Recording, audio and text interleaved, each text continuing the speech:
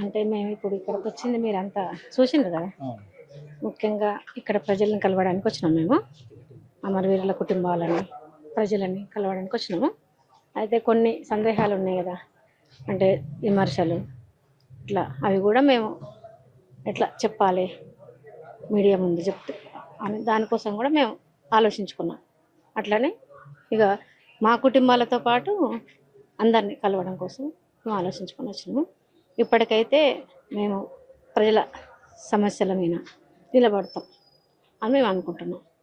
ఇప్పుడు అదే చెప్పిండు, ఆశన్న కూడా అదే చెప్పిండు, మాది కూడా అదే. ఇంకా వేరే క్యాంపులో ఉన్న వాళ్ళని ఎవరిని రానివ్వట్లేదు, సపరేట్గా ఎట్లా పర్మిషన్ దొరికింది మాకు క్యాంపులు అంటే అక్కడ రూల్స్ ప్రకారం అక్కడ ఉండాల్సి వచ్చింది. ఇప్పుడు ఛత్తీస్గఢ్ రూల్స్ అలాగున్నాయి, ఇక్కడ పరిస్థితులలో అక్కడ వేరున్నది. దాని ప్రకారం మేము అక్కడ ఉండాల్సి వచ్చింది.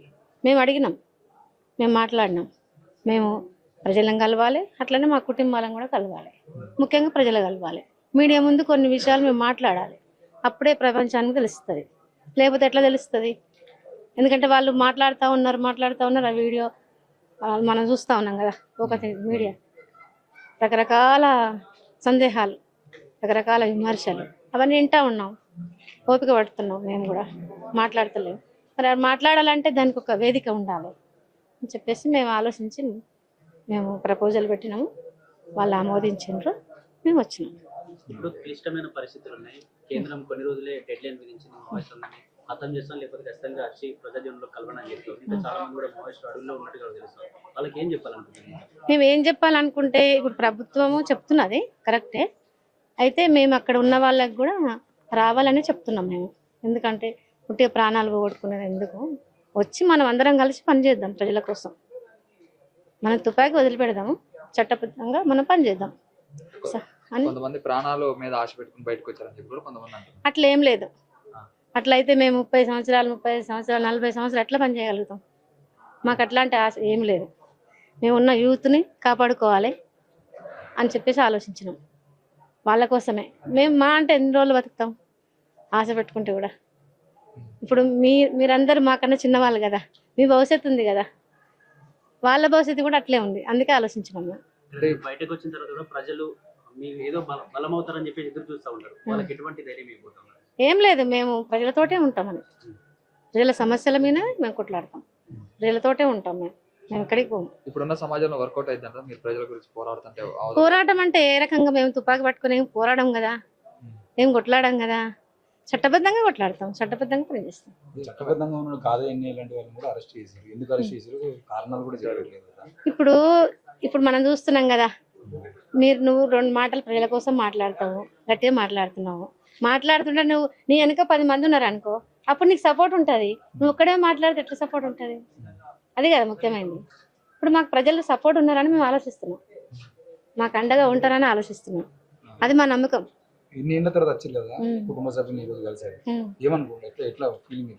ఫీలింగ్ అంటే వాళ్ళకి సంతోషం ఉంటది కదా. 35 సంవత్సరాలు 40 సంవత్సరాలు చూడని వాళ్ళకు మా బిడ్డ నా కొడుకు వచ్చిండ్రంటే వాళ్ళకి సంతోషం ఉంటది కదా. మేము చూడలేదు, పోయినామంటే మళ్ళీ వాళ్ళని చూడలేదు. ఇప్పుడు సంతోషంగా ఉంటారు కదా. మాకు కూడా సంతోషమే. సంతోషం అంటే ఎట్లా సంతోషము? ఒక బాధ కూడా ఉంటది. మేము వదిలిపెట్టినాం, ప్రజలను దూరం అవుతున్నామా అని ఒక బాధ కూడా ఉంటది. కుటుంబానికి దగ్గర అవుతున్నామా అని కూడా బాధ కూడా ఉంటది. అయితే కుటుంబంలో భాగంగానే మేము ప్రజలు చూసుకుంటాం. ప్రజలలో భాగమే కుటుంబం. మాకైతే మేము విడిగా ఏం చూడట్లేదు. లేకపోతే ప్రజలతో ఉండడం ముఖ్యమంటే ఏం చెప్తారు? మేమా వర్గబంధమే ముఖ్యమని చెప్తాం. దాంట్లో భాగమే రక్తబంధం అని చెప్తాను నేనైతే. అదే ఇంకా అమరుల కుటుంబాలను కలిసే అవకాశాలు ఉన్నాయి. అమరుల కుటుంబాలకు మీరు ఏం చెప్తారు? చెప్తాం, వాళ్ళ అండగా ఉంటాం, వాళ్ళకి చెప్తాం, వాళ్ళని ఇంకా ఆదరిస్తాం. మా శక్తి మేరకు వాళ్ళకి చెప్తాం. వాళ్ళకి గుర్తులు ఉంటాయి మాకు, అవి మర్చిపోలేము, ఆ బాధ మర్చిపోలేము. అది మామూలు విషయం కాదు. అమరత్వం అనేది చాలా, మేము లాస్ట్ వరకు చూసినాం, మా కండ్ల ముందర రాలిపోతుంటే చూసినాం. అది మామూలు బాధ కాదు. లాస్ట్ వరకు కూడా మేము చూసినాం, వచ్చే 10 రోజుల ముందు కూడా చూసినాం ఆ బాధని. అవన్నీ మాకు తెలుసు, మేము ఎట్లా మర్చిపోతాం? ఇస్తాము ఇక వాళ్ళకి కూడా తెలుసు, ఉద్యమం అంటేనే రక్తపాతం అనేది వాళ్ళకి తెలుసు. ఛత్తీస్గఢ్లో ముఖ్యంగా తెలుసు, ఇక్కడ మన తెలంగాణ గడ్డ మీద కూడా తెలుసు. తెలియంది ఏం లేదు. దాంట్లో అది తెలుసు వాళ్ళకి. ఉద్యమం అంటేనే రక్తపాతం అనేది మనకు తెలియంది కాదు ఇక. కాబట్టి ఉన్నది. ఇప్పుడు కేంద్రంతో ఇప్పుడున్న బలగాలతోటి ఎదుర్కోలేని పరిస్థితి మేము ఆలోచించలేకపోయినాం. ముందే ఆలోచించి ఉంటే ఇంకా చాలా మంది మనకు బతికే వాళ్ళు, మేమందరం కలిసి ఉండేవాళ్ళం.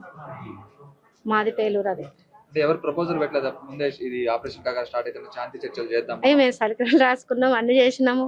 అయితే ముఖ్యంగా మనకు సీసీ ఆలోచించేది ఉండే, అది పేలూరు అయిందని చెప్పుకుంటున్నాం. ఇప్పటికైనా అందరు కలిసి దాన్ని సమీక్ష చేసి మళ్ళీ ఆలోచిస్తే మంచిది. పార్టీ వల్లనే ఇదంతా జరిగిందని చెప్పంటున్నారు. పార్టీలో ఇది ఉంది అది ఉందని ఏం కాదు. అంచనేసుకున్న దాంట్లో, ఆలోచించే దాంట్లో, దాని నిర్ణయం తీసుకున్న దాంట్లో అది పేలూరు అయింది అనేది అంతే. ఈ గొడవలు ఆ గొడవలు ఏం లేవు. గొడవలు ఉంటే ఇంతకాలం ఎట్లా పనిచేస్తుంది? అట్లా ఏం చేయదు. అట్లాంటిది ఏం లేదు, ఏం లేదు. మాకు తెలియకుండా ఒక్కడేం నిర్ణయం తీసుకోడు. మా సమిష్టి నిర్ణయం ఏదైనా కూడా. అట్లాంటిది ఇప్పుడు ఏం లేదు. అట్లాంటి ఉంటే చెప్తాం కదా మీడియా ముందు వచ్చి. అట్లాంటిది ఏం లేదు. అట్లాంటిది ప్రజలు ఆదరిస్తారు అనుకుంటున్నాం. మేము మంచి పని చేస్తే ఎందుకు ఆదరించదు? మంచి పని చేస్తే ఎందుకు ఆదరించదు? నువ్వు మంచి రెండు మాటలు చెప్పినావు అనుకో, మంచి మాట్లాడినావు అనుకో, దగ్గర తీసుకున్నాం ఎందుకు రారు? వస్తారు. మేము ఇంతకాలం ప్రజలలోనే ఉన్నాం కదా, దూరం ఉన్నామా? అంటే ఆ ప్రజలు, ఆదివాసీ ప్రజలు, కల్మిషన్ లేని ప్రజలు, స్వార్థం లేని ప్రజలు, వాళ్ళ మధ్యలో మేము జీవించినాం. మాకు కూడా అదే ఉంటుంది. మేము కూడా స్వార్థంగా ఏమి ఉండం. అట్లా అనుకుంటున్నాం. ఓకే అన్న, ఇప్పుడు పరిస్థితులు చాలా క్లిష్టమైన పరిస్థితులు నడుస్తూ ఉన్నాయి. డెడ్ లైన్ విధించింది. ఇంకా 20 రోజులు, దాదాపు 30 రోజుల వరకు మాత్రమే కేంద్ర ప్రభుత్వం టైం ఇచ్చింది. ఇంకా అందరు లొంగిపోయే పరిస్థితి ఉంది. అసలు ఏం జరగబోతుంది? నా పేరు యాదగిరి, కందగట్ల యాదగిరి, బట్టుపల్లి. నేను స్టేట్ కమిటీ మెంబర్ను. అంటే ఇంకా ప్రస్తుతం కొంతమందే ఉన్నారు, వాళ్ళు కూడా బయటికి వస్తారు, రావాలని మేము కోరుకుంటున్నాం. వస్తారు అన్న. మీరు అడవిలో తిరిగినప్పుడు కావచ్చు, మీరు కూడా కోయ వాళ్ళ భాషతో వాళ్ళతో పాటే తిరిగి వాళ్ళతో పాటే జీవనం కూడా కొనసాగించారని చెప్పి కూడా చెప్తున్నారు. ఎట్లుంది అన్న జీవనం? ఇప్పుడైతే మామూలుగానే ఉన్నది. అక్కడ ప్రజలతోని కానీ ఇక్కడి ప్రజలతోని కానీ మామూలుగానే. ఇక్కడ కూడా ఆహ్వానిస్తున్నారు, ప్రేమిస్తున్నారు. అక్కడ కూడా వాళ్ళు ఆహ్వానిస్తారు, ప్రేమిస్తారు. అక్కడ ప్రజలే, ఇక్కడ ప్రజలే. పీడిత ప్రజలు, అక్కడ ఆదివాసులు మమ్మల్ని ఆదరిస్తారు. మేము కూడా వాళ్ళను గౌరవిస్తాం. వాళ్ళు మాకు గురువులు. అట్లా మేము ఓన్ చేసుకుంటాం కాబట్టి మమ్మల్ని ఈ గుర్తింపు. అడవిలో కూడా చాలా మంది మావోయిస్టులు, మీతో పనిచేసిన వాళ్ళు చాలా మంది కూడా మరణించిన పరిస్థితి. దేవ్జీ కావచ్చు, లేకపోతే నంబాల కేశవరావు కావచ్చు, చనిపోయిన వాళ్ళు అందరితో ఎట్లా ఉండేదన్న మీకు సంబంధించి పోరాటం ఏ విధంగా ఉండేది? మేమైతే అందరం ఒకరికి ప్రాణం ఇచ్చుకునేటోళ్ళము. తర్వాత వాళ్ళు మమ్మల్ని రాజకీయాలతోని ఇంతవరకు ఎదిగించిన వాళ్ళు, వాళ్ళని మేము చాలా గౌరవిస్తాము. వాళ్ళు కూడా మమ్మల్ని గౌరవిస్తారు. అట్లా మేము కలిసి పనిచేసిన వాళ్ళము. ఇప్పటికి కూడా మాకు వచ్చిన ఇప్పుడు మల్ల రాజిరెడ్డి కానీ, దేవ్జీ కానీ, దామోదర్ కానీ, గంగన్న కానీ, వీళ్ళందరూ మాకు ఆదర్శమే. వాళ్ళందరూ మేమందరం కలిసి పనిచేసిన వాళ్ళమే. మాకు వాళ్ళతోనే ఏం సమస్యలు లేవు. అంటే చనిపోయినప్పుడు, ఎన్కౌంటర్లో చనిపోయినప్పుడు కూడా ఎట్లుండే మీ స్నేహం? ఎట్లుండే? ఆయన మాకు ఆదర్శమైన వ్యక్తి. ఆయనతో మాకు చాలా ప్రేరణగా చాలా విషయాలు మేము ఆయన నుండి నేర్చుకున్నాము. ఆయన మాకు ఆదర్శంగా ఉండేటోడు. ఆయన నుండి కూడా మేము చాలా నేర్చుకోవడానికి అవకాశం దొరికింది. బయట పరిస్థితులు చూసుకున్న చాలా వరకు మిమ్మల్ని నమ్ముకొని చాలా ప్రజలు కూడా, బడుగు బలహీన వర్గాల ప్రజలందరూ కూడా చాలా వరకు మీ గురించి ఆశిస్తున్నారు, ఏదో ఒక మంచి చేస్తారని చెప్పి. ఎట్లా ఉండబోతుంది? ఇక ఇప్పుడు మేము బయటికి రాలేదు. మేము బయటికి వచ్చిన తర్వాత మళ్ళీ మేము ప్రజలతోనే ఉంటాం అనేది మేము చెప్తున్నాం. ఖచ్చితంగా చెప్తున్నాం. ప్రజలతోనే ఉంటాం, ప్రజల కోసమే పనిచేస్తాం.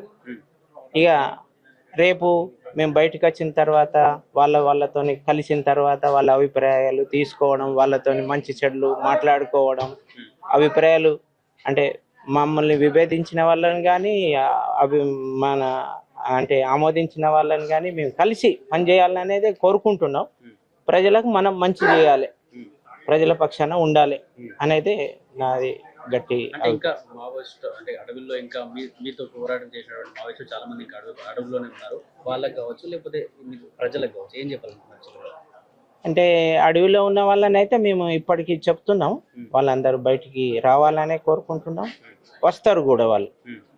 ఇక్కడ ఉన్న ప్రజలకు కూడా మేము మీ పక్షాన్నే ఉంటాము, మీకోసమే మేము పనిచేస్తాము, మేము మీ సమస్యల మీదనే మీకు అండగా ఉంటాం అనేది నేను ప్రజల కోసం చెప్పదలుచుకుంటాను. పోరాడే మావోయిస్టులు అంతా అంతమైపోయింది అనుకోవచ్చా, ఇంకేమైనా మిగిలింది అనుకోవచ్చా? ఇక దాన్ని నేను అంటే సమస్యలు ఉన్నంత చేపు ఉంటుంది, సమస్యలు పరిష్కరించాలి. సమానత, సమాజం, అందరం మనం మనుషులమే కాబట్టి అందరికీ సమానం అనేది ఉండాలి. అది వచ్చినంత వరకు ఉంటుంది, ఏదో పద్ధతిలో ఉంటుంది. అంటే మీరు మీరు విప్లవ ఉద్యమమే అన్నిటికీ మార్గం అని చెప్పేసి అడవి బాట పట్టినటువంటి మీరు ఈరోజు మళ్ళీ బయటికి రావడం అనేది ఏదైతే ఉందో దీనికి సంబంధించినటువంటి మీ మీద వస్తున్నటువంటి ఆరోపణలు కానీ మిగతా వాటికి కానీ మీరు ఏం సమాధానం చెప్పాలనుకుంటున్నారు? అదే ఇప్పటికి కూడా విప్లవోద్యమమే అన్ని సమస్యలకు పరిష్కారం అనేది ఉంది. ఇక రావడం విషయానికి వస్తేనే ఒక అనివార్య స్థితికి నెట్టబడ్డం. ఇక అంత దీర్ఘకాలికంగా పార్టీ లైన్ను మార్చుకోకపోవడం, మారుతున్న పరిస్థితులకు అనుగుణంగా ఎత్తుగడలు మార్చుకోకపోవడం, అదే సమయంలో మొత్తంగా ఖగార్ ఆపరేషన్ ప్రభుత్వం చేపట్టడంతో ఈ స్థితికి రావాల్సి వచ్చింది. ఇప్పటికి కూడా వేరే పద్ధతుల్లో అదే ఆశయాన్ని ముందుకు కొనసాగించడం అనేది జరుగుతుంది. అంటే ఇక్కడ ఉన్నటువంటి వాళ్ళ మీద కూడా అంత స్థాయిలో ఒత్తిడి కనబడుతుంది కదా. గాదే లాంటి వాళ్ళని అరెస్ట్ కానీ ఉంది కేసులు కానీ అసలు ఇప్పుడు అక్కడ ఆయుధం పట్టడం కానీ ఇక్కడ అర్బన్లో ప్రశ్నించడం కూడా నేరం అవుతుంది కదా. అదే ఇక అంటే ప్రజల్ని చైతన్యవంతుల్ని చేస్తే, సమీకరించగలిగితే చట్టబద్ధ అవకాశాలను ఉపయోగించుకోవడం, మరిన్ని ప్రజానుకూలమైన చట్టాల కోసం పోరాటం కూడా చేయాలి. ప్రజల్ని చైతన్యవంతుల్ని అంటే వర్గ చైతన్యం పెంచాలి. రకరకాల సమస్యలపై, ఆర్థిక రాజకీయ సమస్యలు, సామాజిక సమస్యల మీద ప్రజలు స్పందిస్తారు, పోరాడతారు. వాటితో పాటు ఉండి వాళ్ళని ఎడ్యుకేట్ చేయాల్సిన అవసరం ఉంది. ఇక ప్రజాశక్తి ముందు ఏది కూడా నిలవడం కష్టం. మీరు ఎన్ని సంవత్సరాలు అయింది? 40 సంవత్సరాలు అవుతుంది. 40 సంవత్సరాలు. ఈ 40 సంవత్సరాల తర్వాత వచ్చారు కదా, ఇప్పటివరకు ఇంటికి పోలేదు. అంటే ఇక్కడ ఈ రోజు ఆజన్న వాళ్ళ మిగతా వాళ్ళని అమరుల కుటుంబాలను కలవడం జరిగింది. మీ ఇంటి వాళ్ళకి వెళ్ళి మిమ్మల్ని మీ ఇంట్లో వాళ్ళని కలవాలని ఆలోచన ఇంకా రాలేదా? కలిసినాం. ఇక్కడికి వచ్చారా వాళ్ళు? ఈ సందర్భంగానే కలిసినాం. ఇక్కడ లేరు ఇప్పుడు. ఈ సందర్భంగానే మా దగ్గరి చుట్టాలను, కుటుంబాన్ని కలిసినాం. ఇంతవరకు అయితే ఈ 40 సంవత్సరాల్లో మధ్యలో కలవలేదు. మీది ఎక్కడ ప్రాపర్? పల్లగుట్ట, జనగాం డిస్ట్రిక్ట్. జనగాం. ఇప్పుడు మిగతా వాళ్ళు ఇంకా అడవిలో ఉన్నటువంటి అంటే ఇంకా పూర్తిగా నక్సలిజం అంతమైంది అనేది పార్టీ అంటే అమిత్ షా కానీ మిగతా వాళ్ళని ప్రకటించలేదు. అంటే ఇంకా పార్టీ ఉంది కదా, ఆ ఉన్న వాళ్ళకు మీరు ఏం చెప్పదలుచుకున్నారు? ఇక తెలుసు, ప్రభుత్వం నుంచి అప్పీల్ చేయడం, మా నాయకత్వం నుంచి కూడా అప్పీల్ చేయడం అనేది ఉంది. మళ్ళీ నేను కొత్తగా అప్పీల్ చేయాల్సిన అవసరం లేదు. ఇప్పుడు మీరు లొంగిపోయిన తర్వాత దాదాపు 6 నెలల తర్వాత దేవ్జీ వాళ్ళు లొంగిపోయారు. వాళ్ళని కలిసి వాళ్ళతో మళ్ళీ ఏమన్నా చర్చలు జరిపే అవకాశాలు ఉంటాయి? అంటే ఇక అది అవసరం కూడా, కానీ వాళ్ళు ఎట్లా స్పందిస్తారనేది చూడాలి. అంటే మీరు లొంగిపోయినప్పుడే వీళ్ళు కూడా లొంగిపోయి ఉంటే ఈ 6 నెలల్లో జరిగినటువంటి ఆ నష్టం పార్టీకి నష్టం ఉండేది కాదు కదా అని చాలా మంది అంటున్నారు. సో మళ్ళీ అంటే ఇద్దరు వేరువేరుగా మార్గాలు ఎన్నుకునే వాళ్ళు మళ్ళీ కలిసే అవకాశం, భావజాలం ఒకటే కదా అనేది ప్రజల్లో ఉన్న ప్రశ్న. అవును, సరే అయింది అది. వాళ్ళు ఒకవేళ ఆ స్పేస్ ఇస్తే మీరు కలవడానికి సిద్ధం. మీరు సిద్ధంగా వాళ్ళైనా కానీ పార్టీ కోసం పోరాడతామని చెప్పి ప్రజల్లో ఉంటామని చెప్తున్నారు. రాజకీయ పార్టీ కూడా పెడతాం అంటున్నారు మాట. ఒకవేళ రాజకీయ పార్టీ పెడితే మీరు వాళ్ళకి మద్దతు ఇచ్చే అవకాశాలు ఉంటాయా? ఓకే, దానికి ముందు చర్చలు జరగాలి, ఏకాభిప్రాయానికి రావాలి, దాని తర్వాత పార్టీ క్యాడర్ తప్పుకోవాలి. అవును, పార్టీ అదే ఇక భవిష్యత్తుకు సంబంధించి ఇప్పుడే మేము ఇంకా కస్టడీలోనే ఉన్నాం కాబట్టి పూర్తిగా చెప్పాలి.